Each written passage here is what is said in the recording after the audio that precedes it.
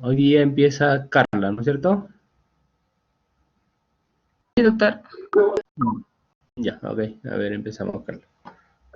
Me podría poner como moderador para poder compartir mi diapositiva. Ahorita en ese estoy.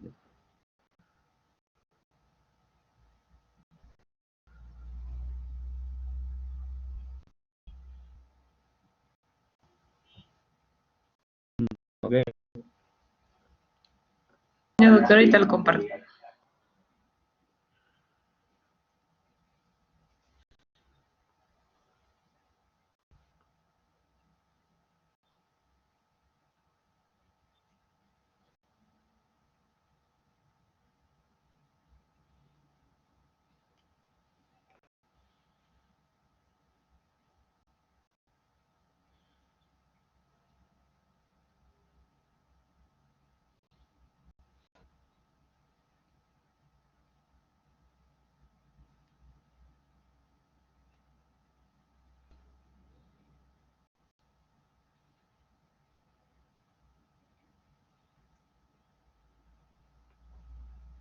Ya está subiendo ahorita, doctor, el archivo. Ya, ya, ok. Pero,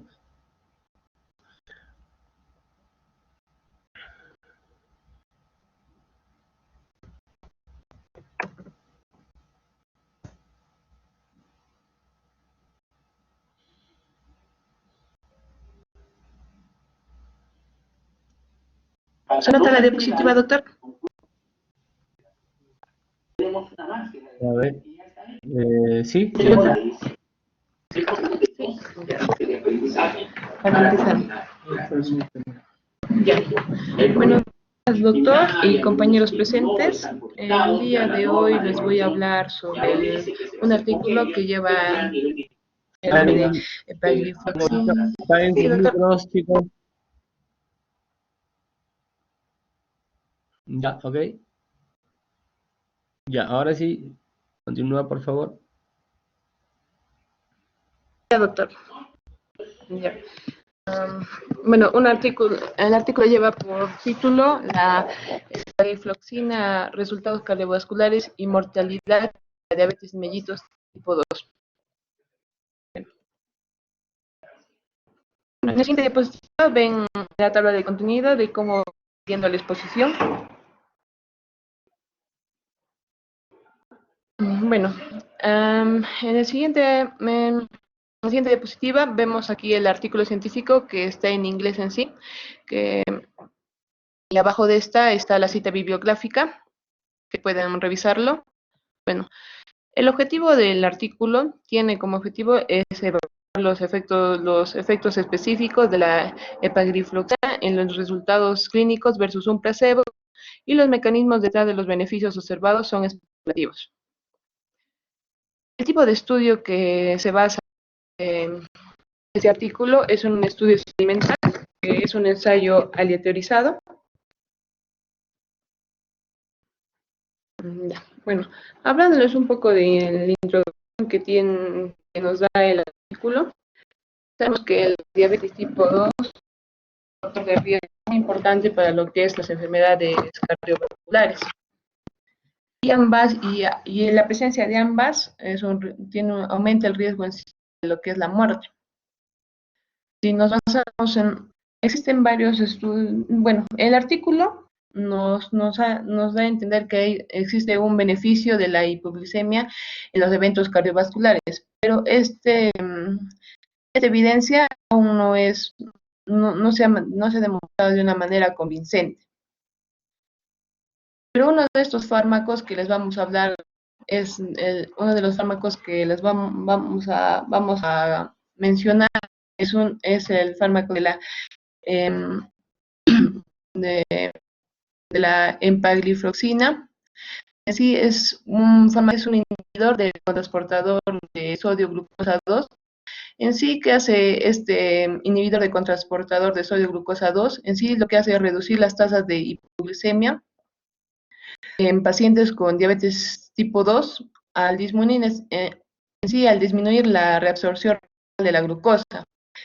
Y esto hace que aumente la excreción de orina bueno, la excreción de glucosa en la orina. También vemos que tiene otros beneficios este inhibidor de cotransportador de sodio glucosa, como que se asocia en sí a la pérdida de peso y reducción de la presión sin aumento de lo que es la frecuencia cardíaca. Pero también tiene un efecto secundario, es muy común, que son la infección del tracto urinario y la infección dental. Bueno, hablando un poco más de lo que son los métodos del artículo, nos describe que en los métodos tenemos lo que es la supervisión del estudio, donde nos muestra que el ensayo fue diseñado y supervisado por un comité directivo que incluye en sí investigadores académicos y empleados de la Boehringer Ingelheim. También nos hace ver que el diseño de estudio en sí, como ya mencioné anteriormente, es un ensayo aleatorizado, doble ciego, que está controlado con placebo para evaluar así el efecto de lo que es la empaglifloxina una vez al día. En esto se dio en una dosis de 10 o 25 miligramos versus un placebo sobre eventos cardiovasculares en adultos con diabetes tipo 2 con alto riesgo cardiovascular en un contexto de atención estándar. Es decir, los pacientes que se incluyeron en este artículo fueron de 590 sitios de 42 países diferentes. Los pacientes del estudio en sí hubo criterios de inclusión, como que como es que todos los pacientes en sí deben tener lo que es la diabetes tipo 2, deben ser adultos, es decir, mayor de 18 años, el índice de masa corporal debe ser de 45 o menos, el estimado de tasa de filtración glomerular debe ser menos de 30 mililitros por minuto por 1,73 metros cuadrados de superficie corporal. Deben tener una enfermedad cardiovascular ya establecida. Y también se incluye que los pacientes no han debido de tener una terapia de agentes hipoglucemiantes durante al menos 12 semanas antes del estudio. Y por último, que la hemoglobina glucosilada debe ser al menos de 7% y no más del 10%. En el procedimiento del estudio, antes de realizarse el estudio en sí, se hizo un procedimiento de preinclusión que duró 2 semanas, donde se dio una terapia base para reducir la glucosa, y esta terapia no se modificó para nada. Luego de esta terapia, se incluyó aquí el placebo, que se dio a todos los pacientes. Luego de estas 2 semanas, ya fueron asignados al azar para recibir lo que son las dosis de 10 o 25 miligramos de empaglifloxina o el placebo, una vez al día. En sí duró 12 semanas. En esas semanas se debió mantener en sí la terapia para reducir lo que es la glucosa, una terapia sin cambios. Pero existió excepciones, ya que hay algunos pacientes que registraron que tenían una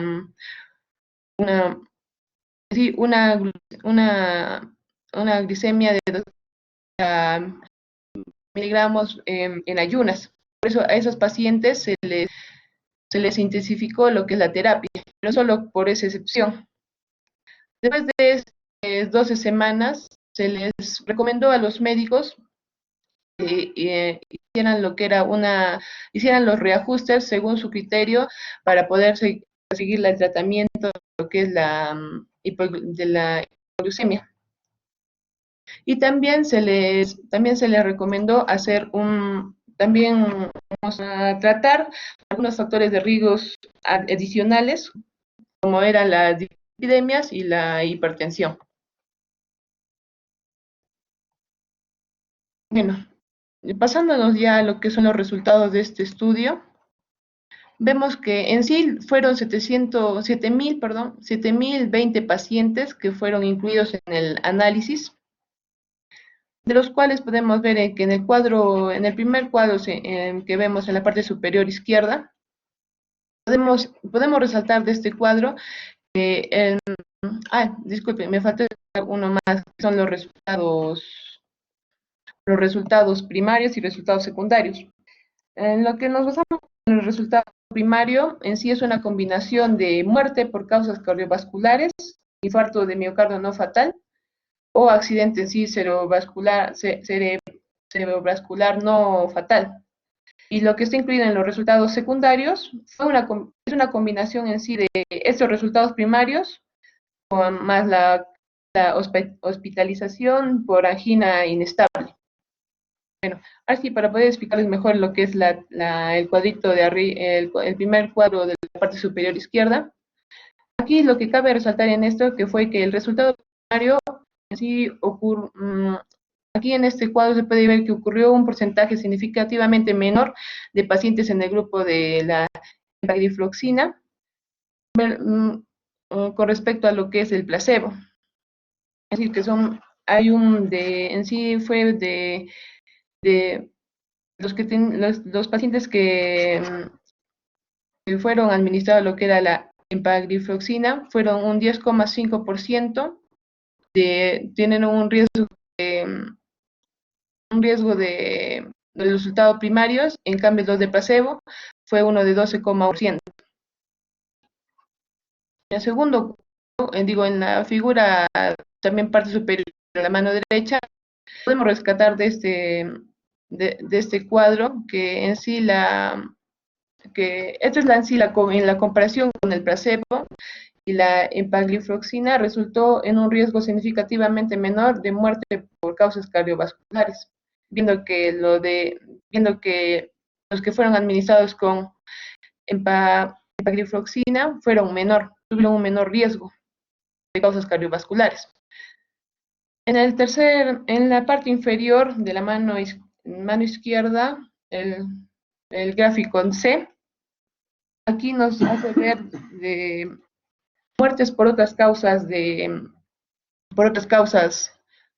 cardiovasculares. Aquí podemos resaltar que también lo que es la empaglifloxina tuvo un menor riesgo de muertes.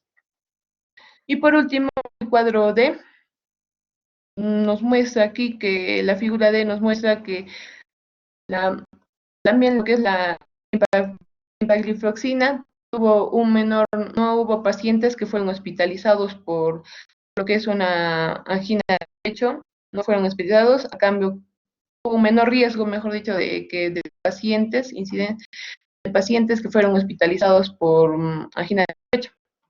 En cambio del placebo, que sí es mayor. Bueno, en la siguiente tabla, esta tabla explica lo que son también los resultados de la primera, está incluido los resultados que les expliqué del gráfico anterior. Aquí nos hace ver que la muerte por causas cardiovasculares, ya sea por el miocardio no fatal o por otros, en sí lo que vemos que la empaglifloxina tiene un riesgo menor que el placebo. Se ve de 10,5 y de 12,1%. También si hay otras causas, como ya expliqué en el otro cuadro, vemos también igualmente que la empaglifloxina tiene menor riesgo de muerte por otras causas cardiovasculares que el placebo. También en sí no hubo diferencias significativas en los grupos en la aparición de un infarto miocardio o un accidente cardiovascular, como se ve en la imagen. No hubo una diferencia significativa. Casi todos los resultados son por décimas que se llegan más. En la siguiente imagen que está en la mano derecha, aquí podemos en sí, aquí se ve no se ve ya. Aquí podemos ver lo que es en sí los análisis de los subgrupos. Aquí podemos resaltar de este cuadro que en sí hubo una cierta heterogeneidad para el resultado primario. Es decir, para lo que son las causas los que Ay, ya me lo siento. Para, lo que, para los resultados de primarios. Um, pero en sí, si podemos contrastar, hubo un beneficio constante de la empaglifloxina frente al placebo sobre la muerte por causas cardiovasculares en todos los subgrupos. Ven la imagen. Ya. Bueno, en el siguiente cuadro, en la figura que está en la mano izquierda, podemos aquí, después de 2 semanas, durante la cual la terapia de la hipoglucemia debía permanecer sin cambios, las diferencias medias ajustadas en lo que es el nivel de la hemoglobina glucosada, los pacientes que recibieron lo que era la empaglifloxina y lo que recibieron lo que es el placebo, fueron de menos 0,54 puntos de porcentuales. En sí, esto es en el grupo de los que recibieron 25 miligramos. Como se puede ver, en la semana 94, las diferencias las diferencias que son medias ajustadas en el nivel de la hemoglobina glucosilada entre los pacientes que recibieron lo que es la empaglifloxina y lo que recibieron en el placebo fueron de menos 42 puntos porcentuales y de menos 47 puntos porcentuales. Y por último, en la última semana, que es las 206, la diferencia fue de menos 0,24 puntos porcentuales y de menos 36 puntos porcentuales. Y en el cuadrito de al lado de la tabla, en la tabla número 2, podemos observar aquí las proporciones en sí, las proporciones de los pacientes que tuvieron en sí eventos adversos, tanto graves o severos. Y también algunos que llevaron en sí a la interrupción del fármaco en el estudio. Se puede decir que aquí fue similar tanto en el grupo de la epaglifloxina y en el grupo del placebo. En este momento podemos decir que el resultado fue que la empaglifloxina solo se diferencian por casi décimas, como podemos ver que de los ejemplos severos, los eventos severos adversos que hay en la epaglifloxina fue de 22,9 y del placebo fue de 25,4. No es una diferencia muy notable, pero hay una poca diferencia. También también podemos mencionar que las proporciones de los pacientes con eventos adversos hipoglucémicos que fueron confirmados, también los que tenían insuficiencia renal aguda, los que presentaban lo que es la cetoacidosis, diabética, los que tenían también lo que eran los eventos tromboembólicos, los que te presentaban lo que era fractura ósea y los eventos consistentes con depresión de volumen, fueron en sí similares en ambos grupos de estudio, ya que solo tienen una diferencia mínima de animales. Pero en sí no hubo un desequilibrio en las tasas generales de infección del tracto urinario y infección complicada del tracto urinario. Como podemos ver, siendo el mayor que casi todos los pacientes que fueron tratados con lo que es la empaglifloxina tuvieron mayor riesgo de contraer lo que era una infección del tracto urinario. Bueno, y por último, la discusión del tema, bueno, ya vemos que en el artículo nos muestra que en sí existieron tasas bajas en el resultado primario de las muertes por causa cardiovascular en pacientes que en sí recibieron lo que era la epaglifloxina. Pero se vio que hubo tasas similares de hospitalización por angina inestable. Es decir, no hubo una diferencia significativa en el resultado secundario clave que incluye sí, el riesgo de hospitalización por angina. También, aunque también se animó a algunos, como mencioné anteriormente, a los médicos se les recomendó hacer la reajuste de terapia para lo que es la hipoglucemia, y aparte tratar con otros medicamentos lo que fueron los otros factores de riesgo, como que eran las dislipidemias y lo que era la hipertensión. Sí, a pesar de esto, la empaglifloxina siguió siendo constante en la tasa baja de los resultados primarios. Por eso la práctica clínica y la elección de las dosis de la empagliflozina probablemente dependerá en sí principalmente del logro de los objetivos metabólicos y de la aparición de los eventos adversos. También nos dice que hay beneficios cardiovasculares de la empaglifloxina, son multidimensionales y posiblemente implican cambios en la rigidez arterial, la función cardíaca y en la demanda cardíaca de lo que es el oxígeno. Eso es en la ausencia de la activación del nervio simpático. Y también así como los efectos cardiorrenales en la reducción de la albuminuria y en la reducción del ácido úrico y los efectos establecidos sobre la hiperglucemia. También tiene mucha asociación en lo que es el peso y la adiposidad visceral y la presión arterial.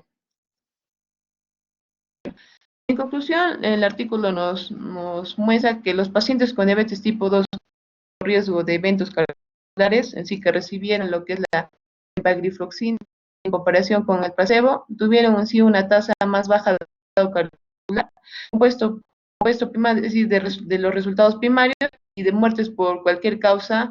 Con el fármaco de estudio se agregó a la atención estándar. Bueno, eso es todo. Gracias.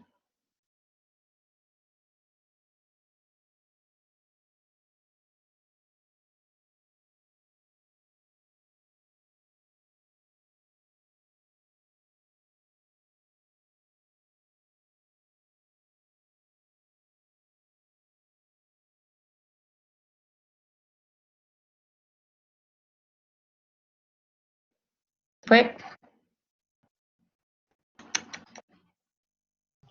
Te volvió a dejar. la clásica ya.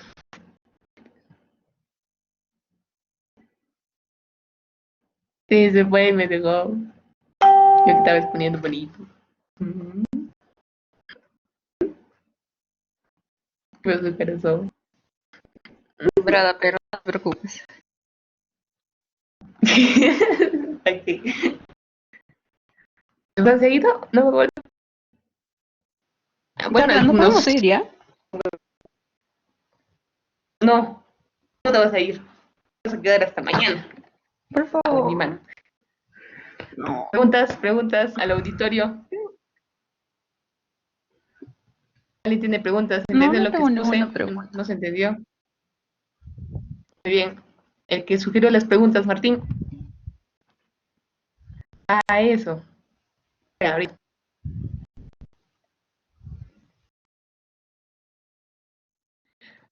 Lo que estuve viendo en el artículo decía que la ahora no lo puedo pronunciar.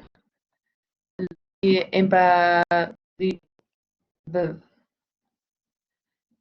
espérate. La empaglifloxina tiene una tiene un efecto un efecto Ya, perdón, favorable para lo que es la ya, perdón, Diego, se me fue la señal. Ya, en un ratito te voy a poner nuevamente como presentadora, por favor. Ah, ya, sí, estás como presentadora. Ya, ok.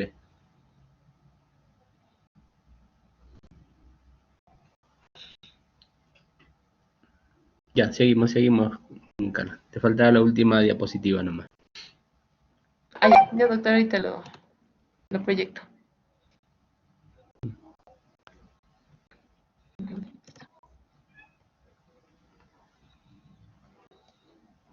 No carga, ahí está.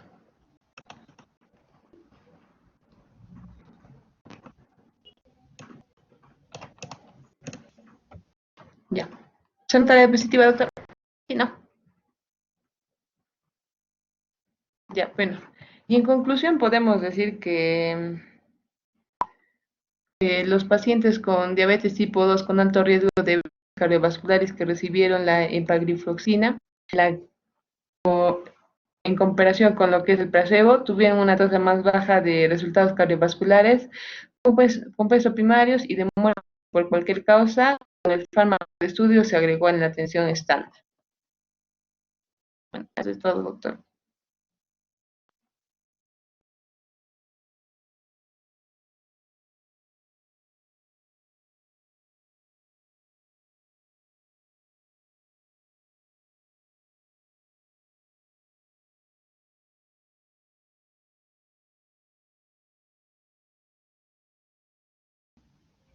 Ya, ok. ¿Alguna pregunta, Leslie?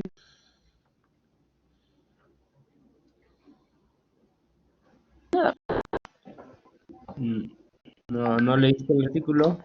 A ver, Lady. Sí, sí.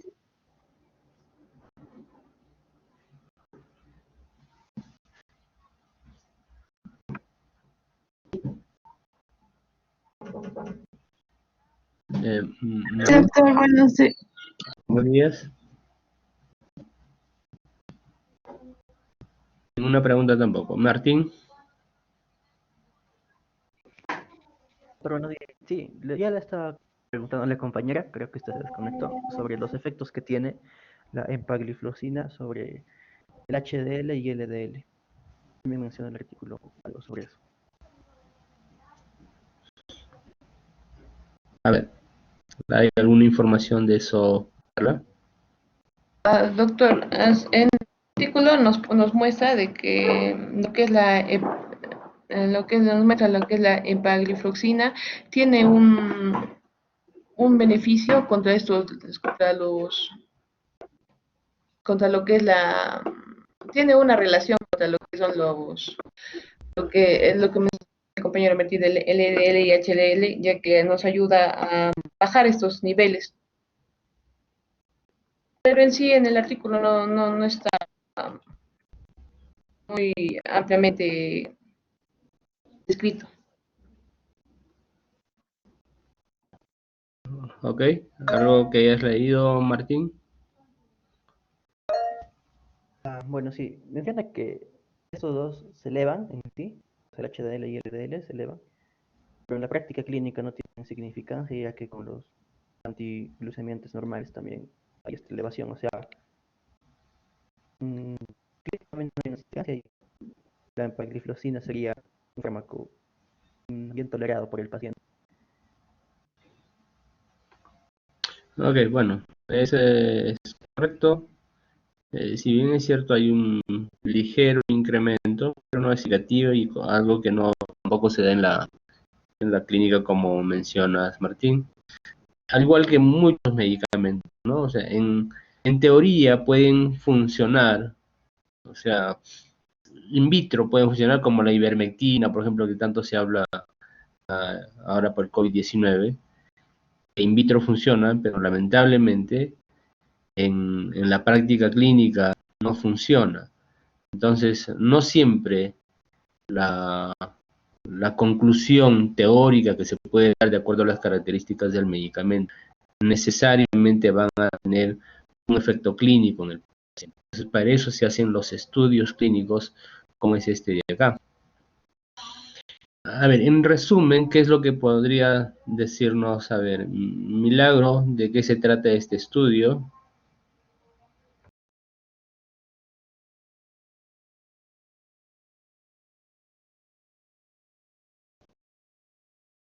Doctor, ¿me escucha? Sí, te escucho, te escucho. Ya. En conclusión, que la empagliflozina de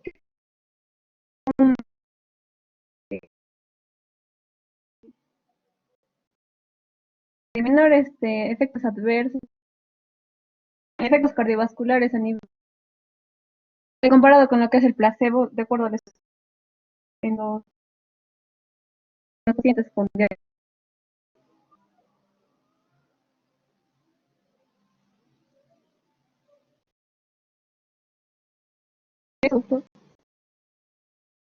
Bueno, no te escuché muy bien. Tu señal no es buena, Gran Milagro.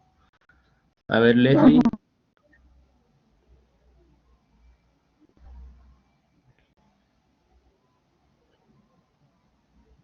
Leslie, ¿alguna conclusión?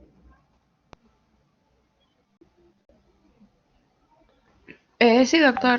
Mi conclusión sería, doctor, que la empaglifosina es ayuda a lo que es a los pacientes con diabetes tipo 2, ya que va a filtrar y va a resolver la mayor cantidad de glucosa.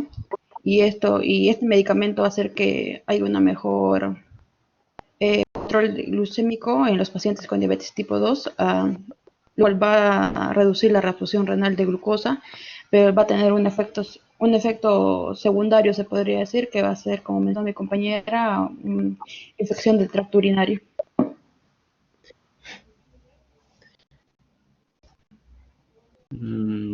Ya. Lady, si bien es cierto, ayuda para bajar la glicemia de los pacientes con diabetes mellitus, eh, ¿pero qué tiene que ver eso con cardiología? A ver, Lady. Bueno, sí, doctor. La empagliflozin va a tener, digamos, unos efectos favorables. eh, que es lo que, bueno, lo que he leído va a ser la rigidez arterial y la resistencia vascular. Y a comparación del estudio que se hizo, ¿no? Con el placebo, a comparación, esta va a tener bueno, eventos cardiovasculares favorecedores a comparación del placebo, y que va a tener disminución del porcentaje, digamos, en la muerte o, bueno, va a ser igual también que las anginas, pero más, bueno, más es en la disminución de la mortalidad, ¿no? A comparación del placebo. A ver. Eh, en conclusión de todo esto, de acuerdo a lo que tú has entendido, Carla, ¿qué es lo que puedes mencionar acerca de este estudio? Bueno, doctor, yo de todo lo que pude entender del artículo, como sabemos lo que es la empagliflozina, al hacer un inhibidor de lo que es el portador de sodio glucosa 2, así que en sí está utilizado para lo que son los diabéticos de tipo, sí tiene beneficios de menor tasa de lo que es de producirse ¿cómo se dice? Un menor riesgo de mortalidad sobre causas de efectos cardiovasculares. Y aquí podemos ver que la epaglifloxina está comparada con un placebo, donde nos ve que la epaglifloxina pues, es uno del, a pesar de que tenga el efecto adverso de que las infecciones urinarias, tiene una reducción en las causas de cardiovasculares, un menor riesgo de causas cardiovasculares. Ok. A ver, este estudio ya tiene algunos años, no recuerdo, es del 2014 o 2013, creo. 15. 2015, ¿no? Ya, ok. Este es un estudio que se inició en pacientes diabéticos. Todos los pacientes que ingresaron a este estudio fueron pacientes diabéticos. Pero eran pacientes diabéticos que ya tenían problemas cardiovasculares, es decir, pacientes que habían tenido infarto, que tenían enfermedad arterial periférica y que estaban con alguna patología cardiovascular, ¿ok? Entonces eran pacientes de alto riesgo que tenían diabetes y se les dio, aparte del tratamiento convencional que ya tenían, ya sea con metformina o cualquier otro hipoglicemiante, se le agregó también empagliflozina, que es un nuevo hipoglicemiante.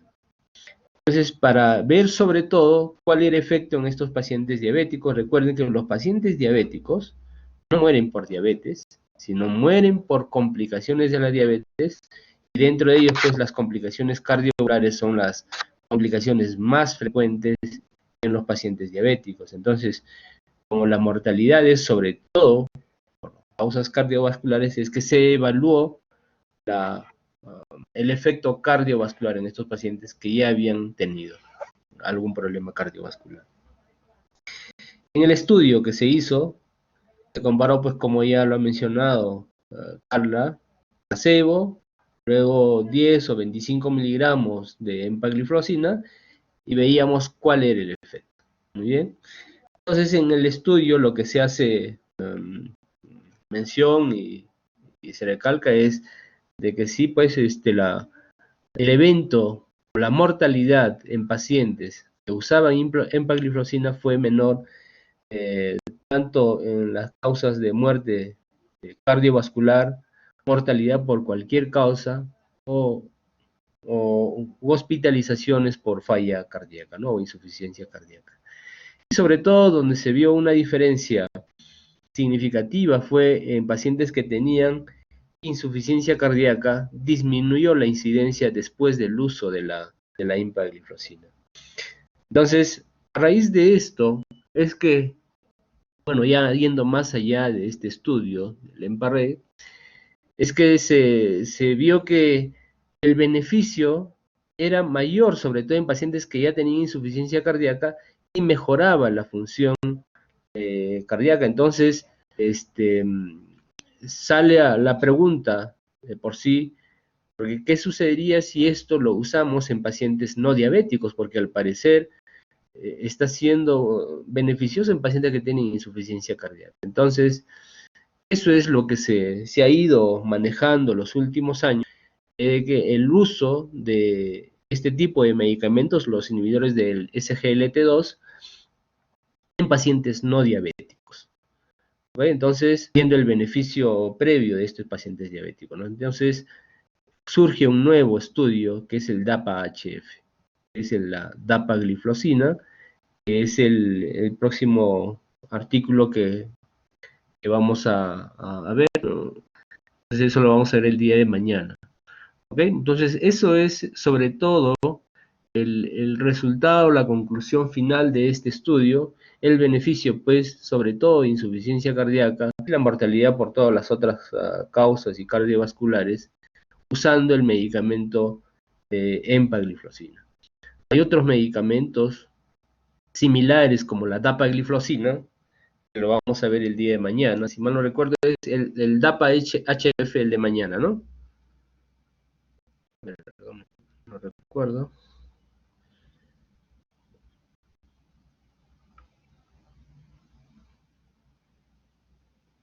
Sí, doctor, es DAP. DAPA, sí, DAPA-HF, correcto. Sí, DAPA-HF, eso lo vamos a ver el día de mañana.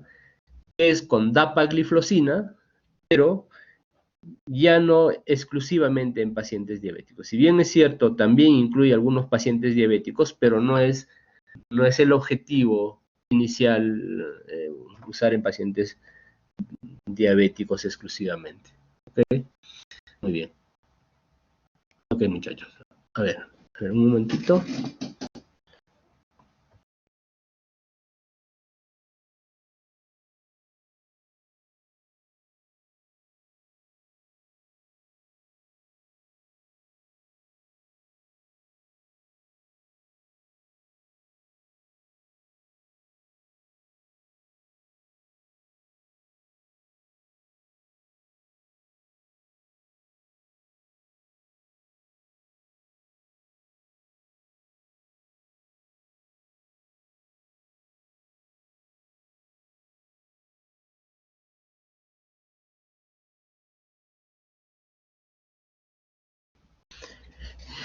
Ya, ok, muchachos. Entonces, eso es lo que vamos a evaluar ahora. Estos resultados con este grupo de pacientes, empagliflozina, dapagliflozina, si bien es cierto lo mencionan en la última guía de insuficiencia cardíaca, pero no está como una recomendación NOVA. Entonces, probablemente en la nueva guía que aparezca de insuficiencia cardíaca, sí ya aparezca como parte de la terapia formal, si queremos llamarlo así, en el tratamiento de insuficiencia cardíaca. ¿Ok? Bueno, cuando hagamos la clase teórica lo vamos a mencionar también, pero ya ustedes saben cuál es el estudio que ampara pues estos medicamentos, ¿no? Entonces, este año incluso se ha presentado un nuevo estudio que es el Emperor, que es empagliflozina, en pacientes ya no diabéticos exclusivamente, y se ve claramente el beneficio que tiene la empagliflozina. Bueno, eso lo vamos a hacer también probablemente la próxima semana, el Emperor, que es un artículo de este año, que se presentó hace un par de meses nada más en la sociedad o en el Congreso Europeo de Cardiología. Y tenemos pues progresivamente algunos otros estudios, aparte de insuficiencia cardíaca, también cardiopatía isquémica, que son los estudios que probablemente más se hagan a nivel mundial. Muy bien, chicos, a ver, ¿alguna pregunta?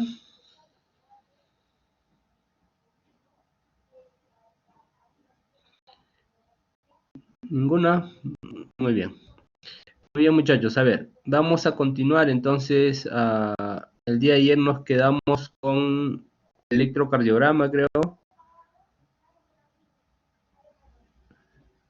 Vamos a continuar con eso. A ver, esperen un momentito.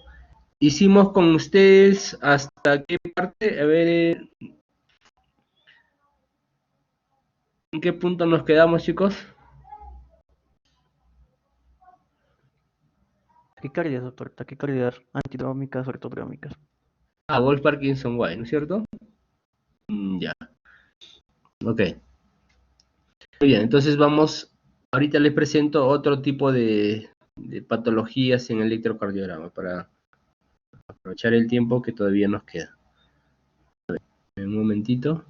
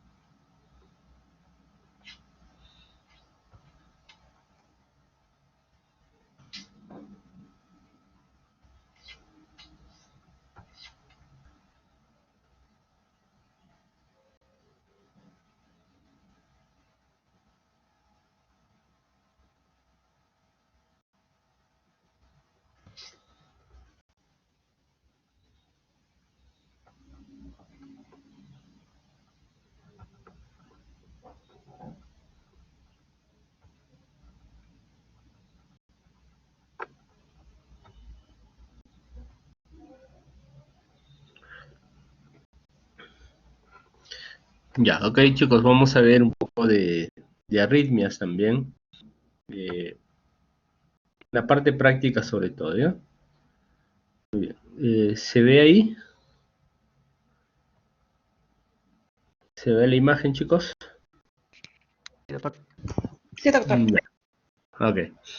Esto lo vamos a ver en la teoría, ¿no? Pero vamos a adelantarnos un poco y sobre todo aquí en en las prácticas, que es un poco más personalizada y podemos avanzar con calma.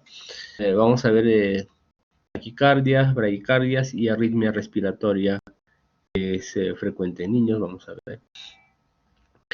Entonces ya ustedes saben cuáles son los criterios de ritmo sinusal, saber que, pues que tiene que haber ondas P positivas en 1, 2 y ABF, que la onda P sea negativa en ABR, que cada onda P debe ser seguida de un complejo QRS, la distancia PP o intervalo PP debe ser constante, igual que el intervalo RR. Entonces, todas esas características se cumple una taquicardia sinusal. La única diferencia es que hay una variación en la distancia, en la frecuencia cardíaca. ¿Okay? Entonces, a ver, bueno, no, acá, a ver, vamos a ver.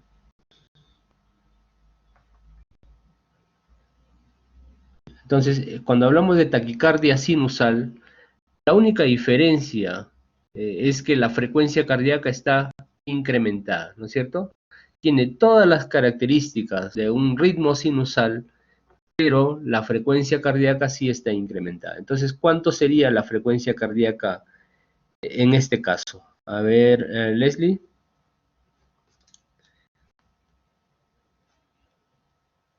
La frecuencia cardíaca sería por encima de los 120, de los 100 latidos por minuto.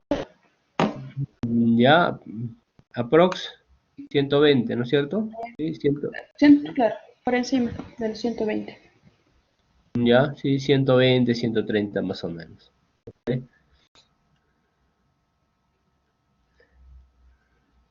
Ok, muy bien. Entonces, tiene todas las características de ritmo sinusal, lo que sí la frecuencia cardíaca está incrementada.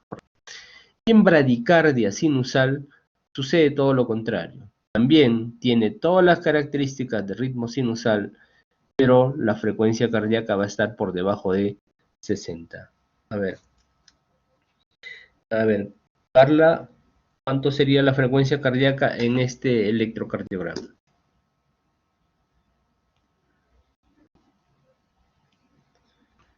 Doctor, no lo escuché muy bien. Frecuencia cardíaca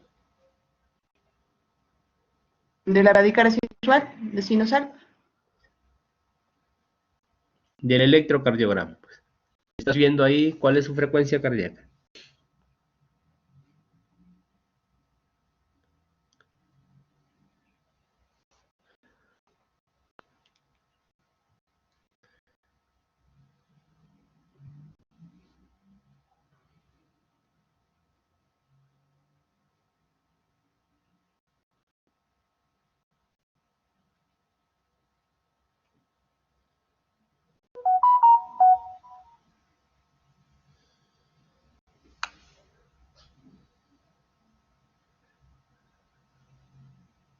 Cuarenta, doctor. 40. A ver.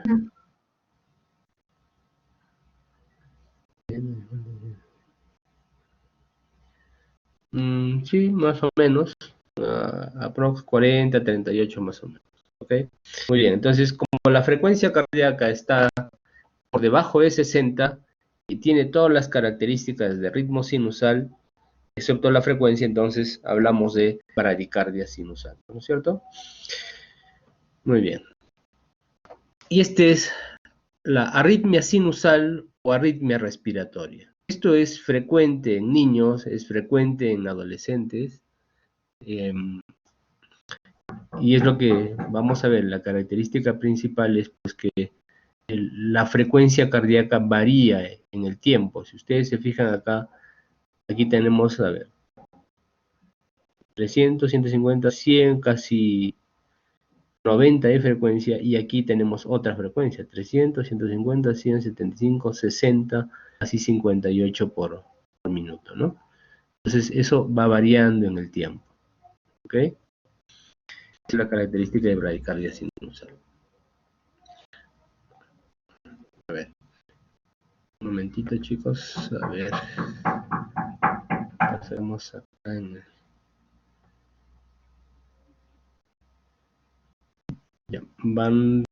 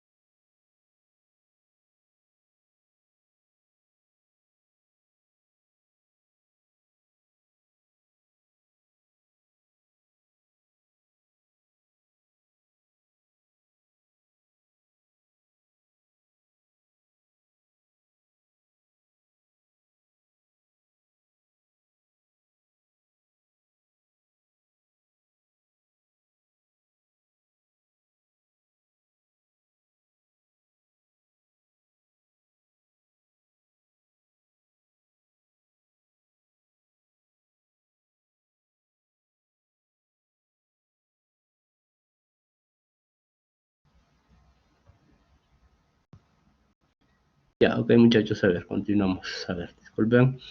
A ver, entonces, ¿me escuchan, no es cierto? Sí, doctor. Ya.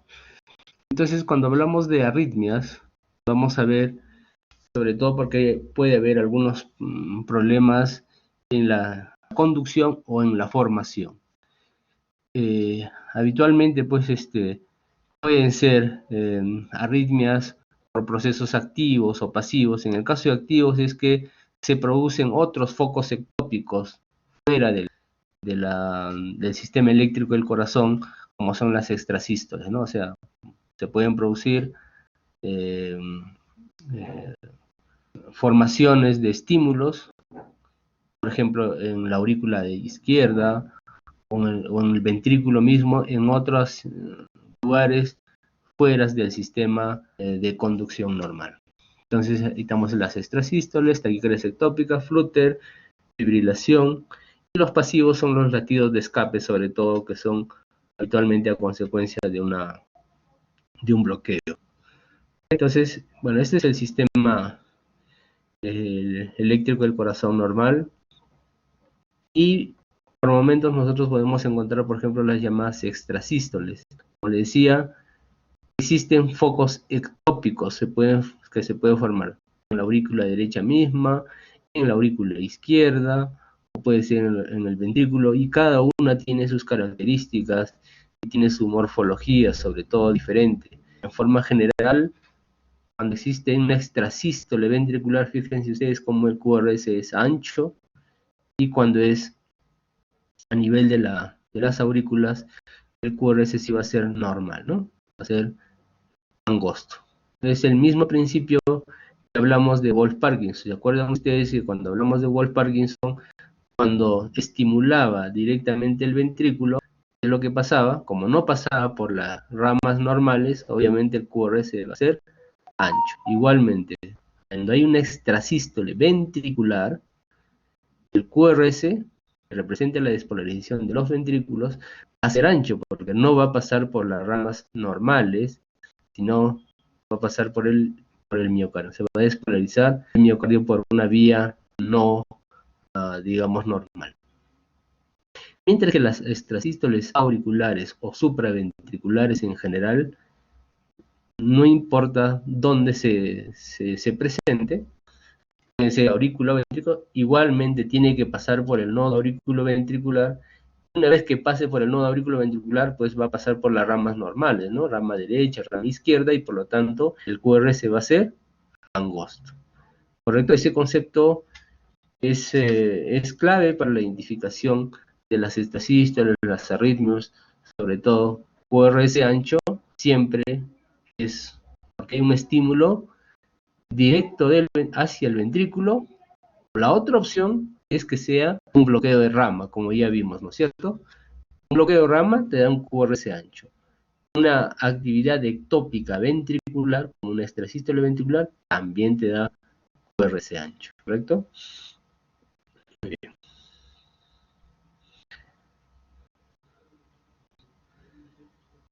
En este caso tenemos extrasístoles supraventriculares, por ejemplo, donde se van a formar unas ondas P de morfología diferente a las ondas P habituales. Ustedes se fijan acá, por ejemplo, o podrían ser similares, pero son latidos antes de tiempo, son latidos extras, por eso se llama extrasístoles supraventriculares. Si se fijan ustedes, la onda P positiva y seguido en QRS, P, QRS, y tiene la misma distancia, P, P, R, R. Sin embargo, si ustedes se fijan acá, a ver, ¿no? Hacerlo con rojo. Si ustedes se fijan, ¿qué pasó con esta onda P? Apareció antes de tiempo, ¿no es cierto? Miren esta distancia, comparen esta distancia con esta de acá. Esta de acá es mucho más corta, aparece antes de tiempo y obviamente seguido un complejo QRS. ¿Ok? Luego de eso existe un latido un poquito más largo, se llama pausa compensadora, para tratar de mantener la misma frecuencia nuevamente. Esta es una extrasístole supraventricular, como ya les mencionaba, que puede ser del mismo nodo sinusal, es un latido antes de tiempo, o podría ser de otro lugar ectópico, y en ese caso, por ejemplo, si es en la región auricular baja, la onda P va a ser negativa, como vemos acá, ¿no? Eso va a depender de dónde se produzca la extrasístole, de dónde es el foco ectópico. A ver, vamos a dibujar el corazón. Aquí es el corazón. Ok, entonces dibujamos acá. Ok, ya. Dibujamos una aurícula grande. Si es que el foco ectópico es acá, ¿sí? Un foco ectópico extra, probablemente la onda va a ser positiva, porque va a ir, esta despolarización va a ir de arriba hacia abajo, ¿no es cierto? Pero ¿qué pasa si el foco ectópico es abajo?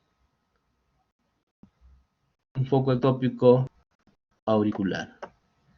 El estímulo va a empezar de este foco ectópico y va a despolarizar en sentido opuesto, de abajo hacia arriba y de izquierda a derecha. Por lo tanto, la onda P va a ser negativa. Entonces, el hecho de tener una P negativa nos está indicando que ese foco ectópico está en la región más baja de la aurícula, ¿correcto? Entonces, eso nos da la información de la morfología de la onda P, ¿cierto? Eso ya les expliqué más o menos el día de ayer, también cuando hablamos de taquicardia ortodrómica y antidrómica, ¿no es cierto? Entonces, es similar, el principio es similar para todo. Muy bien. Y en intrasístoles ventriculares, ¿qué es lo que pasa? El foco va a ser a nivel de los ventrículos, que puede ser el ventrículo derecho o puede ser el ventrículo izquierdo, y como no pasa por la vía normal, digamos se forma el foco acá, vamos a suponer que se forma acá, en esta flechita, aquí está el foco, ¿correcto? Ese es el foco ectópico, y va a estimular obviamente pues de derecha hacia la izquierda, y por lo tanto el QRS, el estímulo al no pasar por esta vía normal, que son las ramas derecha e izquierda, al no pasar por esa vía, va a demorarse más en el tiempo en despolarizar ambos ventrículos y se va a formar el complejo QRS ancho. Ahora, dependiendo de dónde esté ese foco ectópico, a ver acá, tenemos otro foco ectópico acá, dependiendo de dónde se forme ese foco ectópico, será pues un QRS positivo o negativo, pero siempre va a ser ancho, ¿correcto? Siempre ancho. Muy bien. A ver, este es el concepto que deben tener. Bueno, eso lo vamos a ver en clases teóricas. A ver aquí, vamos a ver después. Ya, taquicardias ventriculares. Bueno, en algunos casos se pueden producir extrasístoles mucho más frecuentes. Si tenemos 3 o más extrasístoles, eso ya se llama taquicardia ventricular. En algunos se pueden formar taquicardias de morfología diferente. Eso se llama polimórfica, porque este QRS con este QRS, si bien es cierto, son similares, pero es diferente a este de acá. Es diferente a esto, es diferente a este grupo. Es como, a ver, torcida de punta, sino que es un término en francés, torcida de points. En términos de castellano, sería torcida de puntas. Es como si ustedes tuvieran su toalla y lo exprimen. ¿Qué es lo que es lo que sucede? Va a haber regiones donde están más regiones declives y otras regiones más pronunciadas. Entonces, a eso se llama torcida de punta o torcida de point. Es una taquicardia que habitualmente produce lo que comúnmente se llama paro cardíaco, ¿no? Paro cardiovascular. Entonces, es una taquicardias malignas, al igual que todas las taquicardias ventriculares, ¿no? En general, las taquicardias ventriculares son las que se van a producir en el contexto de una cardiopatía isquémica, producen paro cardiovascular. Muy bien. Otra de las arritmias frecuentes es el flúter auricular. Actualmente la frecuencia cardíaca va entre 250 a 350 latidos por minuto y en este caso pues van a haber complejos Wonderdon, ondas F, eso se catalogan como en ondas F mayúsculas, ¿okay? Ondas F, que representan los ciclos a nivel del corazón. Voy a dibujar acá, se producen por macroentradas. Aquí tenemos el corazón.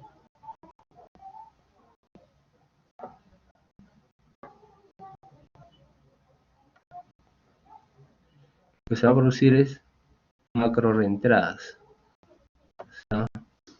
Así como ayer vimos que había macroreentradas a nivel de aurícula y ventrículo por una vía accesoria, en este caso existe una macroreentrada, pero solamente a nivel de la aura. Entonces existen flujos de despolarización de forma cíclica a nivel de las aurículas y de las cuales, si bien es cierto, todas pasan por el nodo auriculoventricular, pero como la frecuencia es alta, 250, 300 latidos por minuto o 300 ciclos por minuto, no todos van a despolarizar el nodo auriculoventricular porque el nodo auriculoventricular también tiene periodos refractarios. Entonces, mientras esté en el periodo refractario, no se despolariza y por lo tanto no va a pasar hacia los ventrículos. Entonces, por eso vemos acá, cada una de estas ondas, este y este, son estos ciclos de macro reentrada, y a los cuales solo uno, de cada 3, uno pasa hacia ventrículo y por lo tanto se despolariza el ventrículo, el QRS, ¿correcto? Entonces, eso es lo que sucede en flúter auricular, se produce por macro reentrada, y habitualmente eso se presenta cuando hay dilatación de las aurículas, ¿no? O cuando hay fibrosis por la edad, por hipertensión, por diabetes, factores de riesgo, que pueden producir y formar esos focos ectópicos y por lo tanto forman pues una macro reentrada. Muy bien. Muy bien, chicos, a ver. Para el día de mañana, en tal caso, nos vamos a estudiar lo que son, bueno, el estudio DAPA-F, y vamos a continuar también con otras arritmias en este grupo de, perdón.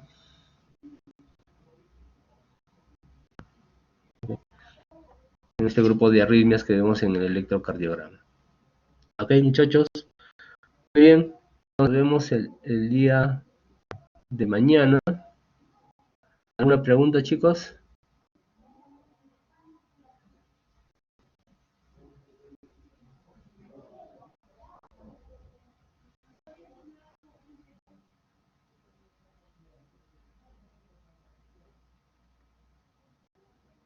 Chicos, ¿alguna pregunta? ¿Ninguna? Muy bien, nos vemos entonces el día de mañana para el DAPA Chef. Bien, doctor, gracias. Ok. Gracias.